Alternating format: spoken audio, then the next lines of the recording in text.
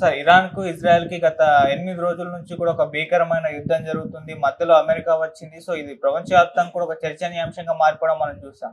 So, ఇప్పుడు దీనిపైన ఒక వార్త అయితే స్ప్రెడ్ అవుతుంది సార్. ఈ యుద్ధం అనేది బోగస్. ఇది ఒక నాటకం. ఇదంతా కూడా ఒక డ్రామా. దీని వెనకాల వేరే కుట్ర కోణం ఉంది. అంటే వెపన్స్ అమ్మేయడానికి ఇటువంటి ఒక డ్రామా ప్లే చేస్తున్నారు. పెద్ద ఎత్తున వెపన్స్ సోల్డ్ అవుతాయి ఈ టైంలో అని కూడా అంటున్నారు. మరి నిజంగా ఆ కుట్ర కోణమే ఉందంటారా? మరి ఈ యుద్ధం ఏదైతే గత 10 రోజుల నుంచి జరుగుతుందో ఇదంతా కూడా బోగసేనా? దీనికి సంబంధించి మీరేం చెప్తారు సార్? మామూలుగా కారల్ మార్క్స్ ఒక స్టేట్మెంట్ ఉంది. History repeats it self some times as farce and some times as tragedy.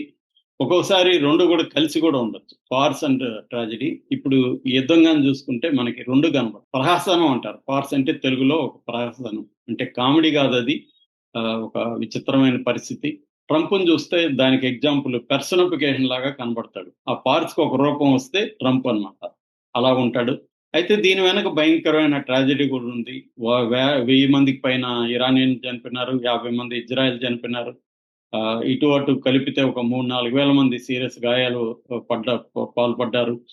Economy దెబ్బతినేసింది. మనుషులు ఇళ్ళు ధ్వంసం అయిపోయినాయి. ఒక ఇజ్రాయెల్లోనే 14,000 మంది ఇన్సూరెన్స్ అప్లై చేశారు తమ ఇళ్లకు అని చెప్తున్నారు. అంటే 14,000 కుటుంబాలు వీధిన పడ్డాయి.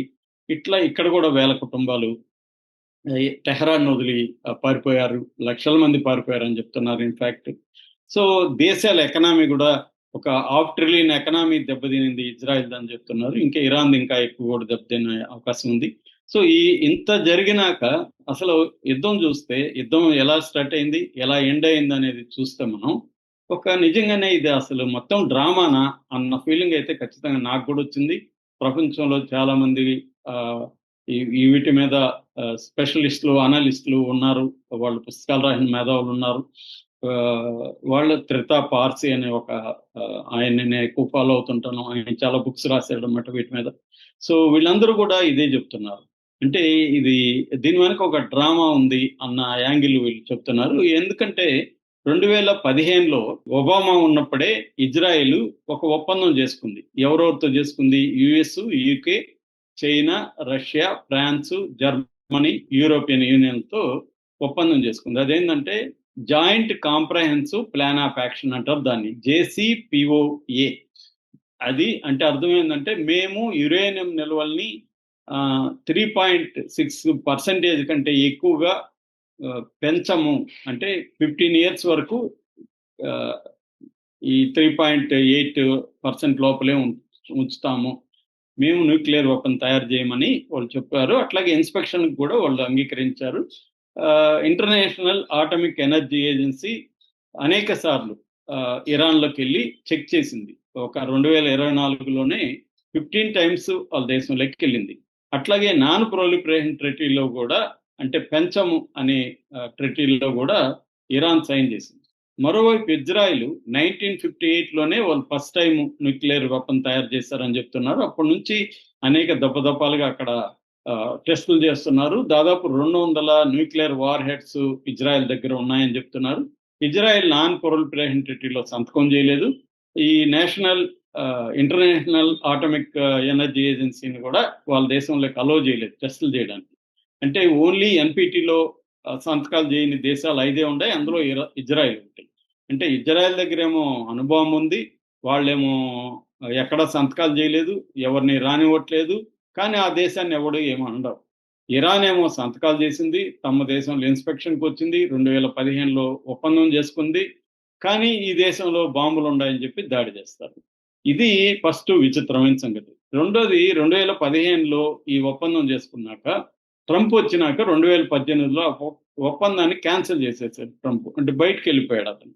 ఎందుకు వెళ్ళిపోయాడు అనేది కారణాలు లేవు. ఏదో మిసైల్స్ ఎక్కువ చేస్తున్నారు, అది ఇది కారణం చెప్పి వెళ్ళిపోయాడు. అతన్ని అడిగేవాడు ఎవడు లేడు. ఎందుకురా వెళ్ళిపోయావు అని అడిగేవాడు ప్రపంచంలో ఎవడు లేడు. ఎందుకంటే అతను పెద్ద దాదా మొత్తం. అతన్ని ఎవడు ధైర్యం చేయడు ట్రంప్ని వ్యతిరేకించే ధైర్యం. ఏ దేశ ప్రధానమంత్రి కానీ ప్రెసిడెంట్ కానీ చేసే పరిస్థితి లేదు. మనం కూడా చూసాం కదా, ట్రంప్ చెప్తూ మోసుకొని ఇక్కడ రాజీ పడ్డాయి ఇండియా అండ్ పాకిస్తాన్. ఏ ఆపండ్రా కొట్టుకోవడం చాలే అంటే ట్రంప్ ఆపేశారు ఇక్కడ. వేరే కారణం ఏం లేదు. ట్రంప్ చెప్తే వీళ్ళు ఆపారు అంతే. వీళ్ళు ఏవో చెప్తారు కానీ వీళ్ళకి గట్టిగా ట్రంప్ని ఇప్పటి వరకు మోడీ నువ్వు చెప్పింది తప్పురా, అసలు ట్రంప్ ఎవడు చెప్పడానికి, నువ్వెవడు మా యుద్ధం ఆపడానికి అని మోడీ అనాలి కదా, అనలేదు ఇప్పటి వరకు. సో ఇది పరిస్థితి. సో అంటే ఇప్పుడేమైంది, ట్రంప్ వచ్చినాక ఖతార్లో మీడియేషన్లో, ఖతార్ అండ్ ఒమన్ మీడియేషన్లో ఖతార్లో ఒక చర్చలు జరుగుతున్నాయి. ఆయన స్టీవ్ మెట్కాఫ్ అని ట్రంప్కి చాలా క్లోజ్ ఫ్రెండ్, బిజినెస్ అసోసియేట్, అతన్ని చర్చలకు పంపించాడు ట్రంప్. ఇరాన్ తరపున అబ్బాస్ అరాక్చి ఫారిన్ మినిస్టర్, ఈయన వెళ్ళి చర్చలు చేస్తున్నారు. 5 సార్లు చర్చలు అయిపోయినాయి. 6వసారి జూన్ 15 అనుకున్నారు. ఈ లోపల జూన్ 13నే ఇజ్రాయెల్ ఇరాన్ మీద అటాక్ చేసింది. ఎందుకు చేసింది? ఆల్రెడీ వాళ్ళ దగ్గర ఉన్నాయి, వాటిని ధ్వంసం చేయడం కోసం చేశాను. వాటిని ధ్వంసం కూడా చేస్తే వీళ్ళ అధికారులను ఎందుకు చంపావు, వీళ్ళ మిలిటరీ నాయకుల్ని 20 మందిని ఎందుకు చంపావు, వీళ్ళ ఆటమిక్ సైంటిస్టులను ఎందుకు చంపావు, వీళ్ళ ఇంటెలిజెన్స్ వాళ్ళని ఎందుకు చంపావు, జనావాసాల మీద ఎందుకు బాంబులు వేసావు, వీటిని ఎవడు అడిగేవాడు లేదు ఇజ్రాయెల్ని. సో అసలు శాంతి జరుగుతుంటే నువ్వు కూడా ఇప్పుడు యుద్ధం చేయడానికి వచ్చావు అని అడగాలి కదా, ఎవరిని అడగలేదు.